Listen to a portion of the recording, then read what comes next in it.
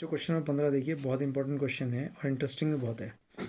एक पासे को फेंकने के परीक्षण पर विचार कीजिए। एक पासे को हमने फेंका, उस पर विचार करना है कैसे फेंका।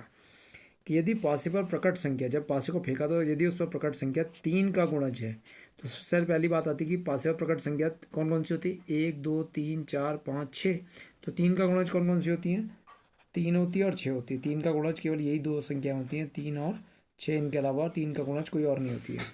तो अगर पासे पर प्रकट संख्या 3 का गुणज है, यानी कि या तो 3 आए या 6 आए, तो पासे को, तो हम क्या करना है, पासे को पुनः फेंके। अगर उस पर 3 और 6 आता है तो पासे को पुनः फेंकना है। यदि कोई और संख्या, कोई अन्य संख्या प्रकट होती है, तो कोई अन्य संख्या कौन कौन सी प्रकट हो सकती है, 1 2 4 और 5। पासे पर 6 ही संख्याएं तो होती हैं। अगर 3 और 6 आएगा तो पासे को पुनः फेंकना है, और अगर 1 2 4 और 5 आएगा तो क्या करना है, पढ़िए देखिए। और यदि कोई अन्य संख्या प्रकट है हो, तो एक सिक्का, यानी कि एक सिक्के को उछालें। अगर कोई अन्य संख्या प्रकट होती है तो हमें एक सिक्के को उछालना है। तो पहले हम प्रत्येक समष्टि पर ही जाते हैं। तो ये मैंने एक पासा बनाया है, और इस पासे पर को जब मैं टॉस करूँगा, तो इस पासे को टॉस करने पर मुझे या तो 1 मिलेगा, या 2 मिलेगा, या तो 3 मिलेगा, या 4 मिलेगा, या 5 मिलेगा, या 6 मिलेगा। ठीक है, यही तो मिलेगा। अब वो ये कह रहा है कि इस पासे को जब आप फेंकेंगे तो या तो 1 2 3 4 5 6 में से कुछ भी आ सकता है। तो यदि 3 के गुणज आएंगे, तो 3 के गुणज कहाँ है, ये, और 3 के गुणज कहाँ है, ये। अगर ये आते हैं 3 के गुणज, 3 के मल्टीपल्स, तो 3 और 6 आते हैं। तो अगर 3 आएगा, तो 3 अगर जैसे आता है, तो यहाँ पर से आपको एक पासा उछाल देना है, एक पासे को उछाल देना। तो जैसे ही मैं पासा उछालूंगा 3 आते ही, तो मुझे मिलेगा 1 2 3 4 5 और 6। जैसे 3 आएगा तो मैं क्या उछालूंगा, पासा। तो पासा उछालूंगा तो 1 भी मिल सकता है, 2 भी मिल सकता है, 3 भी मिल सकता है, 4 भी मिल सकता है, 5 भी मिल सकता है, और 6 भी मिल सकता है। यानी कि 3 1 3 2 3 3 3 4 3 5 3 6। और अगर 6 आ गया, तो 6 आने पर भी मुझे क्या उछालना है, पासा। 6 आने पर भी मुझे क्या उछालना है, पासा उछालना है। तो 6 आने पर जब मैं पासा उछालूंगा तो क्या मिलेगा, 1 2 3 4 5 और 6। ये कब उछालना है पासा, जब ये 3 आए या 6 आए, यानी कि 3 के गुणा जाने पर। और अगर क्या आता है, 1 आता है, 2 आता है, 4 आता है, 5 आता है, तो मुझे क्या उछालना है, सिक्का उछालना है। तो जब 1 आने पर सिक्का उछालूंगा, तो या तो मुझे हेड मिलेगा या मुझे टेल मिलेगा, यानी कि 1H 1T। और 2 आने पर भी मुझे एक सिक्का उछालना है, तो हेड मिलेगा या टेल मिलेगा।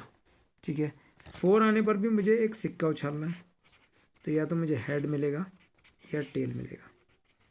और 5 आने पर भी मुझे एक सिक्का उछालना है, तो या तो हेड मिलेगा या टेल मिलेगा। तो मैंने इसकी पूरी प्रतिदर्श समष्टि ट्री मेथड के थ्रू मैं समझा दी है। तो प्रतिदर्श समष्टि S बराबर, अब हम अपने क्वेश्चन पे जाएंगे।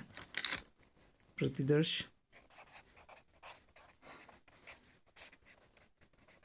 समष्टि S बराबर, तो देखो पहले हम 3 का गुणज ले लेते हैं। 3 1 3 2 3 3 3 4 3 5 3 6 6 1 6 2 6 3 6 4 6 5 6 6।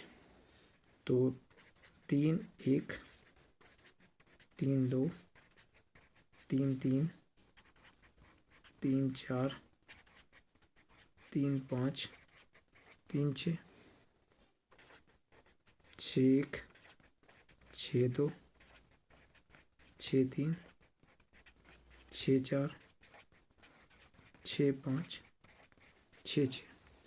अब 1 के साथ अगर 1 आ गया पासे को उछालने पर, तो सिक्का उछालूंगा तो 1H और 1T। तो 1H और 1T। 2 आने पर भी सिक्का उछालूंगा, 2H और 2T, 2H और 2T। 4 आने पर भी एक सिक्का उछालूंगा, और 5 आने पर भी एक सिक्का उछालूंगा, तो 4H 4T 5H 5T। 4H 4T और 5H 5T। तो ये आपकी प्रत्येक समष्टि के अवयव हो गए। ठीक है, कितने अवयव हो गए, 6 और 6 12, 13 14 15 16 17 18 19 20। तो यानी कि अवयव हमारे पास NS में हो गए 20 अवयव हो गए। NS में हमारे पास कितने अवयव हो गए? 20 अवयव हो गए। ठीक है, तो कोई दिक्कत तो नहीं है इतने समझने में। अब क्वेश्चन पे आ जाइए। क्वेश्चन हमारा क्या कह रहा है, क्वेश्चन को ध्यान से समझेंगे। देखिए, पढ़िए। घटना, पहली घटना क्या है? न्यूनतम कम से कम, न्यूनतम का मतलब कम से कम एक पासे पर संख्या 3 प्रकट होना दिया गया है। ये घटना दी गई है, समझ में आई बात? ये घटना दी गई थी यानी कि नीचे आएगी सब प्रतिबंध में। न्यूनतम एक पासे पर संख्या 3 प्रकट होना, यानी कम से कम एक पासे पर, दोनों पे हो जाए तो बहुत बढ़िया है। तो न्यूनतम एक पासे पर, पहले पासे पर 3, दूसरे पासे पर 3, दोनों पासों पर 3, तो बहुत ही बढ़िया है। न्यूनतम कह रहा है एक पर होनी चाहिए, अगर 2 पर भी है तो कितनी अच्छी बात है। 3 4, 3 5, 3 6, ये सब आ गई। और नीचे में कौन सी आई? इनमें से किसी पर 3 नहीं है, इनमें से भी किसी पर 3 नहीं है, इसमें है 6 3 और नहीं, बस इतना। न्यूनतम एक पासे पर 3 प्रकट होना, कम से कम एक पासे पर। अगर दोनों पासों पर भी 3 है तो वेल एंड गुड। तो घटना ई, देखिए बहुत ध्यान से,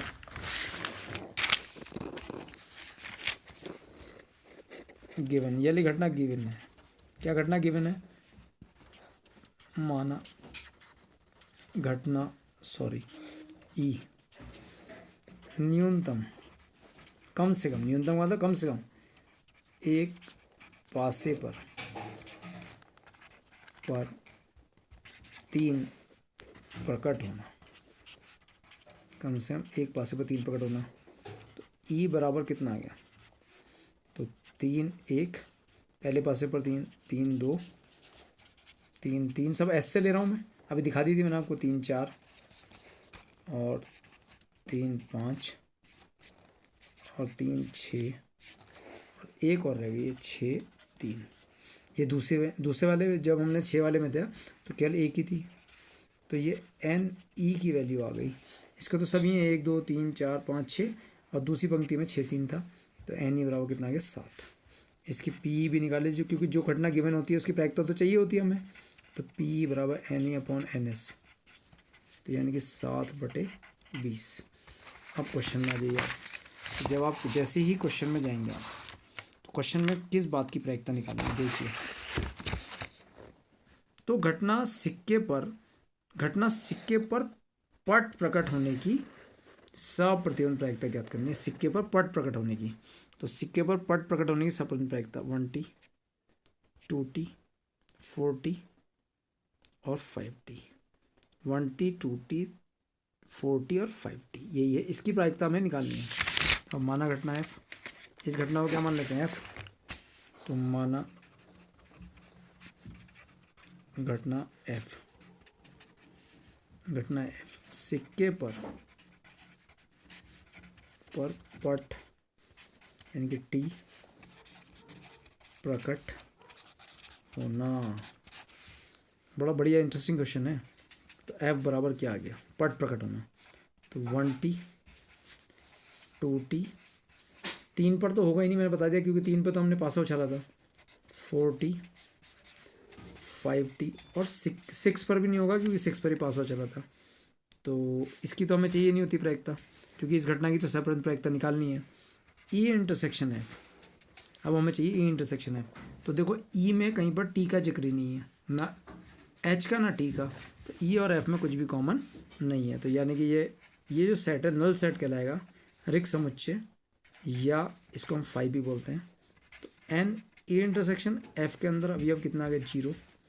इसकी प्रायिकता PE इंटरसेक्शन F की प्रायिकता NE इंटरसेक्शन F बटे NS, तो 0/20 बराबर 0। तो आप उत्तर समझ गए होंगे कि 0 आने वाला है, क्योंकि जब P इंटरसेक्शन F की वैल्यू 0 आ गई तो उत्तर तो 0 आने वाला है। आंसर क्या आने वाला है? 0 आने वाला है। ठीक है, लेकिन करना तो आई। तो क्या दिया गया है? यदि ये ज्ञात है, यदि यह ज्ञात है कि पासे पर न्यूनतम एक पासे की न्यूनतम एक न्यूनतम एक पासे पर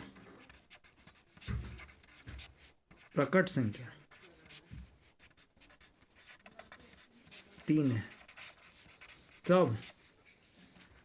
तब सिक्के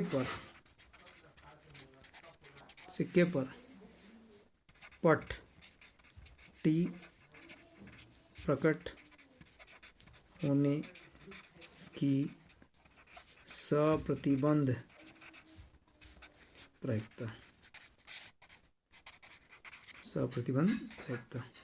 लिखने में दिक्कत हो रही इसलिए ऐसा हो रहा है, इस बाइंडिंग की वजह से प्रायिकता।